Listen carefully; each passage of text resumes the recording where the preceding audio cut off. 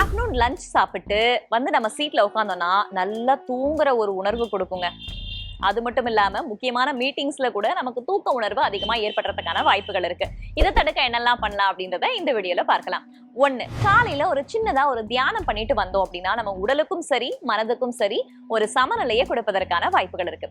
2வது உடற்பயிற்சி. நம்ம உடற்பயிற்சி செய்யும் போது நம்மளுடைய ரத்த ஓட்டம் சீராகி தூக்கத்தை தடுப்பதற்கான வாய்ப்புகள் இருக்கு. 3வது நைட்டு நம்ம சீக்கிரமா தூங்க போயிட்டு காலையிலயும் சீக்கிரமா எந்திரிச்சிட்டோம் அப்படின்னா அன்றைய நாள் நமக்கு சுறுசுறுப்பா போறதுக்கான வாய்ப்புகள் இருக்கு. 4வது காலையில நம்ம சாப்பிட்டு வரும்போது கார்போஹைட்ரேட் உணவோ துரித உணவோ எண்ணெய் பலகாரமோ சாப்பிடாம அதை அவாய்ட் பண்ணிட்டும் வந்துடலாம். 5வது இதெல்லாம் தாண்டியும் எனக்கு பயங்கரமா ஆஃப்டர்நூன்ல தூக்கம் வருதுங்க அப்படின்னு நீங்க நினைச்சீங்கன்னா அந்த நேரத்துல நீங்க எந்திரிச்சு ஒரு சின்னதா வாக் பண்ணலாம். அப்படி இல்லைன்னா மாடிப்படியையும் ஏறி இறங்கலாம் அப்படின்னு சொல்றாங்க மருத்துவர்கள். உங்க ஆபீஸ்ல அடிக்கடி தூங்கி வழிகிற ஃப்ரெண்டுக்கு இந்த வீடியோவை கண்டிப்பா ஷேர் பண்ணுங்க. இது ஹெல்தி டாக்ஸ் வித் வேதா. அறிவோம் ஆரோக்கியம்.